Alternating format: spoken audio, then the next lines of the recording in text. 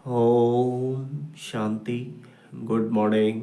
आज है 15 अप्रैल 2025 की मुरली। आज की वाणी का सार है, मीठे बच्चे,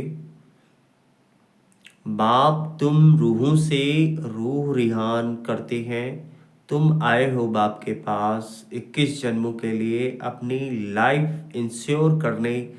तुम्हारी लाइफ ऐसी इंश्योर होती है जो तुम अमर बन जाते हो। प्रश्न है आज का, मनुष्य भी अपनी लाइफ इंश्योर करते हैं और तुम बच्चे भी, दोनों में अंतर क्या है? सुनते हैं उत्तर बाबा की मुरली से। मनुष्य अपनी लाइफ इंश्योर करते हैं कि मर जाए तो परिवार वालों को पैसा मिले। तुम बच्चे इंश्योर करते हो कि 21 जन्म हम मरे ही नहीं, अमर बन जाए। सतयुग में कोई इंश्योर कंपनियां होती नहीं। अभी तुम अपनी लाइफ इंश्योर कर देते हो, फिर कभी मरेंगे नहीं। यह खुशी रहनी चाहिए। गीत है, यह कौन आज आया सवेरे सवेरे। ओम शांति। रूहानी बाप बैठ रूहानी बच्चों से रूह रिहान करते हैं। तुम बच्चे जानते हो बाप हमको अभी 21 जन्म तो क्या 40-50 जन्मों के लिए इंश्योर कर रहे हैं। वो लोग इंश्योर करते हैं कि मर जाए तो उनके परिवार को पैसा मिले। तुम इंश्योर करते हो 21 जन्मों के लिए मरे ही नहीं, अमर बनते हैं ना। तुम अमर थे, मूल वतन भी अमरलोक है। वहाँ मरने जीने की बात नहीं रहती, वो है आत्माओं का निवास स्थान। अब यह रूह रिहान बाप अपने बच्चों से करते हैं और कोई से नहीं करते। तो रूह अपने को जानती है, उनसे ही बात करते हैं। बाकी और कोई बाप की भाषा को समझेंगे नहीं। प्रदर्शनी में इतने आते हैं, तुम्हारी भाषा को समझते हैं क्या? कोई मुश्किल थोड़ा समझते हैं। तुमको भी समझाते समझाते कितने वर्ष हुए हैं, तो भी कितने थोड़े समझते हैं। 20 सेकंड में समझने की बात। हम आत्माएं जो पावन थी वही पतित बनी है, फिर हमको पावन बनना है। उसके लिए स्वीट फादर को याद करना है। उनसे स्वीट और कोई चीज़ होती नहीं। इस याद करने में ही माया के विघ्न पड़ते हैं। यह भी जानते हो बाबा हमको अमर बनाने आए हैं। पुरुषार्थ कर अमरपुरी का मालिक बनना है। अमर तो सब बनेंगे, सत्य को कहा ही जाता है। अमर लोग यह है, मृत्यु लोग यह है, अमर कथा है। ऐसे नहीं कि सिर्फ शंकर ने पार्वती को अमर कथा सुनाई, वह तो सब है भक्ति मार्ग की बातें। तुम बच्चे सिर्फ मुझ एक से ही सुनो, मामेकम याद करो। ज्ञान मैं ही दे सकता हूँ। ड्रामा प्लान अनुसार सारी दुनिया तमोप्रधान बनी है।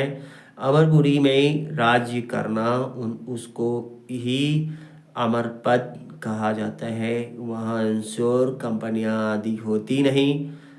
अभी तुम्हारी लाइफ इंश्योर कर रहे हैं।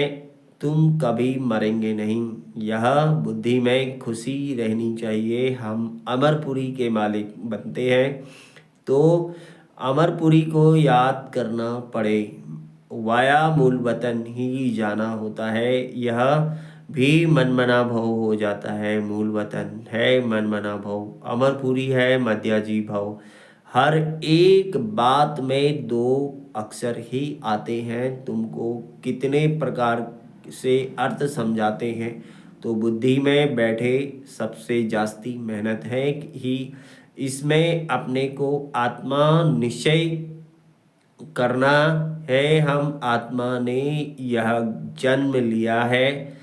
84 जन्म में भिन्न भिन्न नाम रूप देश काल फिरते आए हैं, सतयुग में इतने जन्म, त्रेता में इतने, यह भी बहुत बच्चे भूल जाते हैं। मुख्य बात है अपने को आत्मा समझ, स्वीट बाप को याद करना, उठते बैठते यह बुद्धि में रहने से खुशी रहेगी। फिर से बाबा आया हुआ है, जिसको हम आधा कल्प याद करते थे कि आओ आकर पावन बनाओ। पावन रहते हैं मूल वतन में और अमरपुरी सतयुग में। भक्ति में मनुष्य पुरुषार्थ करते हैं मुक्ति में व कृष्णपुरी में जाने के लिए। मुक्ति कहो अथवा निर्वाण धाम कहो, वानप्रस्थ अक्सर करेक्ट है। वानप्रस्थी तो शहर में ही रहते हैं, सन्यासी लोग तो घर बार छोड़ जंगल में जाते हैं। आजकल के वानप्रस्थियों में कोई दम नहीं है। सन्यासी तो ब्रह्मा को भगवान कह देते, ब्रह्मा लोग नहीं कहते। अभी तुम बच्चे जानते हो, पुनर्जन्म तो किसका भी बंद नहीं होता। अपना अपना पार्ट सब बजाते हैं। आवागमन से कभी छूटना नहीं है। इस समय करोड़ों मनुष्य हैं और भी आते रहेंगे, पुनर्जन्म लेते रहेंगे। फिर फर्स्ट फ्लोर खाली होगा मूल वतन में। फर्स्ट फ्लोर सूक्ष्म वतन है, सेकंड फ्लोर यह है, थर्ड फ्लोर अथवा इनको ग्राउंड फ्लोर कहो, दूसरा कोई फ्लोर है नहीं। वह समझते हैं स्टार्स में भी दुनिया है, स्टार्स में भी दुनिया है, ऐसे है नहीं। फर्स्ट फ्लोर में आत्माएं रहती हैं, बाकी मनुष्यों के लिए तो यह दुनिया है।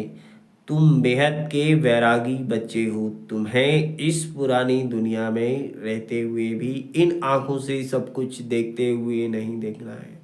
यह है मुख्य पुरुषार्थ, क्योंकि यह सब खत्म हो जाएगा। ऐसे नहीं कि संसार बना ही नहीं है, बना हुआ है, परंतु उससे वैराग्य हो जाता है। अर्थात सारी पुरानी दुनिया से वैराग्य, भक्ति ज्ञान और वैराग्य, भक्ति के बाद है ज्ञान, फिर भक्ति का वैराग्य हो जाता है। बुद्धि से समझते हो कि यह पुरानी दुनिया है, यह हमारा अंतिम जन्म है, अभी सबको वापिस जाना है। छोटे बच्चों को भी शिव बाबा की याद दिलानी है। उल्टे सुलटे खान पान आदि की कोई आदत नहीं डालनी चाहिए।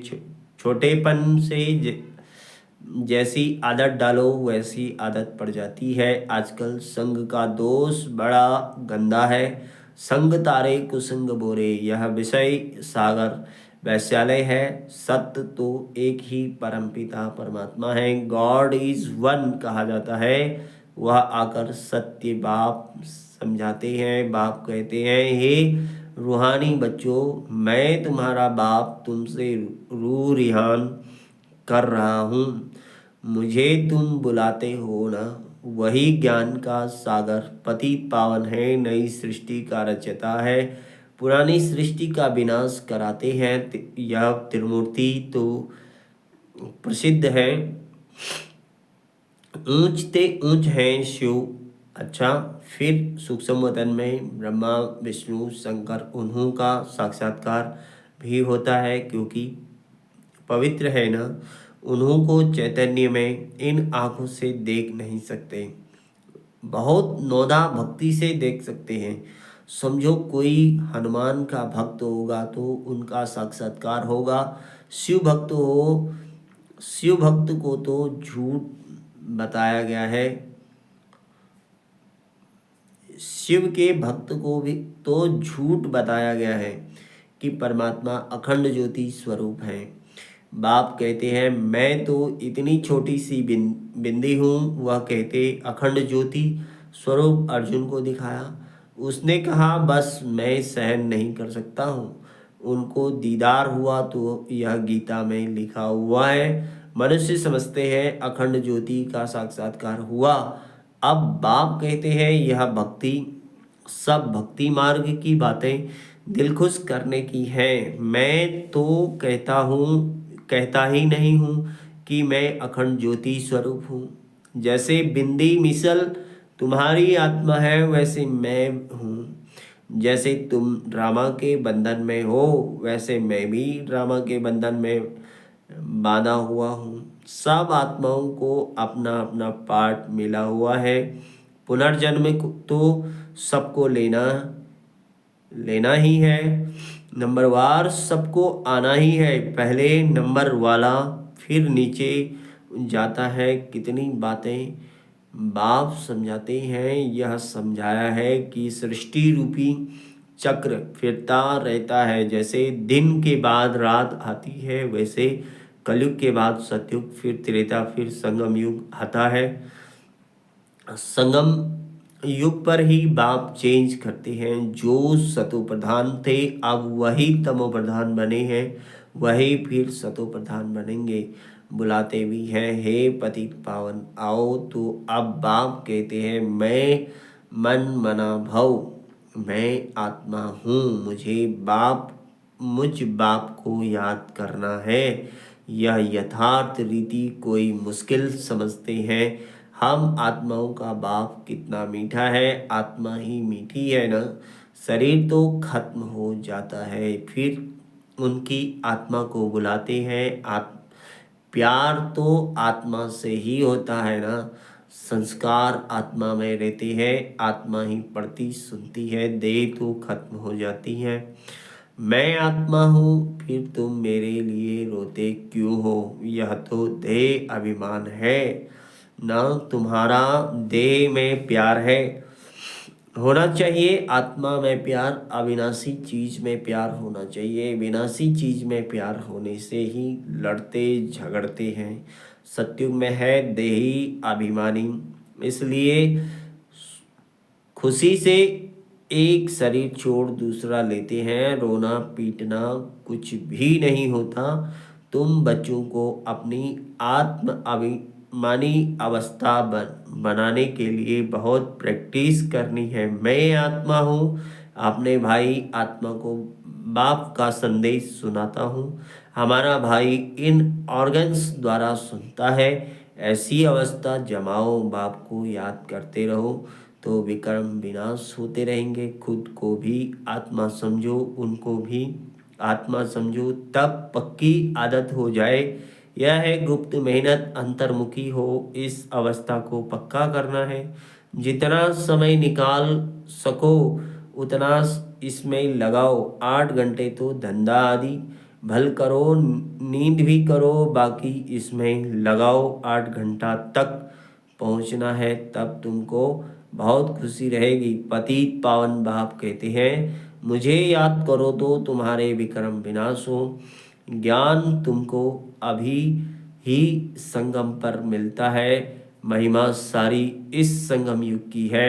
जबकि बाप बैठ तुमको ज्ञान समझाते हैं। इसमें स्थूल कोई बात नहीं। यह जो तुम लिखते हो वह सब खत्म हो जाएगा। नोट भी इसलिए करते हो कि 2 पॉइंट्स नोट होने से याद रहेगी। कोई की बुद्धि तीखी होती है तो बुद्धि में याद रहती है। नंबरवार तो है ना। मुख्य बात बाप को याद करना है और सृष्टि चक्र को याद करना है।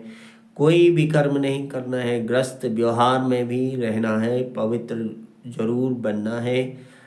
कई गंदे ख्यालात वाले बच्चे समझते हैं हमको यह फलानी बहुत अच्छी लगती है, इससे हम गंधर्वी विवाह कर लें। परंतु यह गंधर्वी विवाह तो तब कराते हैं जबकि मित्र संबंधी आदि बहुत तंग करते हैं। तो उनको बचाने के लिए ऐसे थोड़े ही सब कहेंगे हम गंधर्वी विवाह करेंगे, वह कभी रह नहीं सकेंगे। पहले दिन ही जाकर गटर में पड़ेंगे। नाम रूप में दिल लग जाती है, यह तो बड़ी खराब बात है। गंधर्वी विवाह करना कोई मासी का घर नहीं है। एक दो से दिल लगी तो कह देते गंधर्वी विवाह करें। इसमें संबंधियों को बड़ा खबरदार रहना चाहिए। समझना चाहिए कि यह बच्चे काम के नहीं, जिससे दिल लगी है उससे हटा देना चाहिए, नहीं तो बातें करते रहेंगे। इस सभा में बड़ी खबरदारी रखनी होती है। आगे चल बड़े कायदे से सभा लगेगी। ऐसे ऐसे ख्यालात वाले को आने नहीं देंगे। जो बच्चे रूहानी सर्विस पर तत्पर रहते हैं तो योग में रहकर सर्विस करते हैं, वही सतयुगी राजधानी स्थापन करने में मददगार बनते हैं। सर्विसेबल बच्चों को बाप का डायरेक्शन है। आराम हराम है। जो बहुत सर्विस करते हैं वह जरूर राजा रानी बनेंगे। जो जो मेहनत करते हैं, आप सामान बनाते हैं, उनमें ताकत भी रहती है। स्थापना तो ड्रामा अनुसार होती ही है। अच्छी रीति सब पॉइंट्स धारण कर फिर सर्विस में लग जाना चाहिए। आराम भी हराम है। सर्विस ही सर्विस, तब ऊंच पद पाएंगे। बादल आए और रिफ्रेश होकर गए। सर्विस पर सर्विस, सर्विस तो तुम्हारी बहुत निकलेगी। किस्म किस्म के चित्र निकलेंगे जो मनुष्य झट समझ जाए। या चित्र आदि भी इम्प्रूव होते जाएंगे। इसमें भी जो हमारे ब्राह्मण कुल के होंगे वह अच्छी रीति समझेंगे। समझाने वाले भी अच्छे हैं तो कुछ समझेंगे। जो अच्छी रीति धारणा करते हैं, बाप को याद करते हैं, उनके चेहरे से ही मालूम पड़ जाता है। बाबा हम तो आपसे पूरा वर्षा लेंगे, तो उनके अंदर खुशी के ढोल बजते रहेंगे। सर्विस का बहुत शौक होगा। रिफ्रेश हुए और यह भागे सर्विस के लिए। हर एक एक सेंटर से बहुत तैयार होने चाहिए। तुम्हारी सर्विस तो बहुत फैलती जाएगी, तुम्हारे साथ मिलते जाएंगे। आखिरी एक दिन सन्यासी भी आएंगे। अभी तो उन्हों की राजाई है, उन्हों के पैरों पर पड़ते हैं, पूजते हैं। बाप कहते हैं यह भूत पूजा है। मेरे तो पैर ही नहीं, इसलिए पूजने भी नहीं देंगे। मैंने तो यह तन लोन लिया है, इसलिए इनको भाग्यशाली रथ कहा जाता है। इस समय तुम बच्चे बहुत सौभाग्यशाली हो, क्योंकि तुम यहाँ ईश्वरीय संतान हो। गायन भी है, आत्माएं परमात्मा अलग रहे बहुकाल। तो जो बहुत काल से अलग रहे हैं वही आते हैं, उनको ही आकर पढ़ाता हूँ। श्री कृष्ण का यह अंतिम जन्म है, इसलिए नाम भी इस एक का श्याम सुंदर पड़ा है। शिव का तो किसी को पता नहीं है कि क्या चीज़ है। यह बात बाप ही आकर समझाते हैं। मैं हूँ परम आत्मा, परम धाम में रहने वाला हूँ। तुम भी वहाँ के रहने वाले हो। मैं सुप्रीम पति पावन हूँ। तुम अभी ईश्वरीय बुद्धि वाले बने हो। ईश्वर की बुद्धि में जो ज्ञान है वह तुमको सुना रहे हैं। सतयुग में भक्ति की बात नहीं होती, यह ज्ञान तुमको अभी मिल रहा है। थैंक यू बाबा। अच्छा, मीठे मीठे सिखलादे बच्चों प्रति माता पिता बाप दादा का याद प्यार गुड मॉर्निंग। रूहानी बाप की रूहानी बच्चों को नमस्ते। हम रूहानी बच्चों की रूहानी माता पिता बाप दादा को याद प्यार गुड मॉर्निंग और नमस्ते। नमस्ते शिव बाबा, नमस्ते। हम रूहानी बच्चों की रूहानी बाप को याद प्यार गुड मॉर्निंग और नमस्ते। नमस्ते शिव बाबा, कोटि कोटि बार नमस्ते। धारणा के लिए मुख्य सार है, अंतर्मुखी होकर अपनी अवस्था को जमाना है, अभ्यास करना है। मैं आत्मा हूँ, अपने भाई आत्मा को बाप का संदेश देता हूँ। ऐसा आत्मा अभिमानी बनने की गुप्त मेहनत करनी है। दूसरा, रूहानी सर्विस का शौक रखना है। बाप समान बनने की मेहनत करनी है। संग का दोष बड़ा गंदा है, उससे अपने को संभालना है। उल्टे खान पान की आदत नहीं डालनी है। वरदान है, विश्व कल्याण के कार्य में सदा बिजी रहने वाले विश्व के आधार मूर्त भव। विश्व कल्याणकारी बच्चे स्वप्न में भी फ्री नहीं रह सकते। जो दिन रात सेवा में बिजी रहते हैं उन्हें स्वप्न में भी कई नई नई बातें, सेवा के प्लान व तरीके दिखाई देते हैं। वे सेवा में बिजी होने के कारण अपने पुरुषार्थ के व्यर्थ से और औरों के भी व्यर्थ से बचे रहते हैं। उनके सामने बेहद विश्व की आत्माएं सदा इमर्ज रहती है।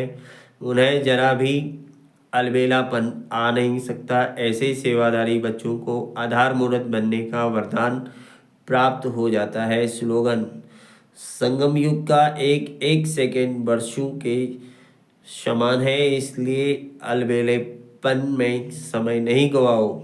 ओम शांति। शुक्रिया बाबा, शुक्रिया।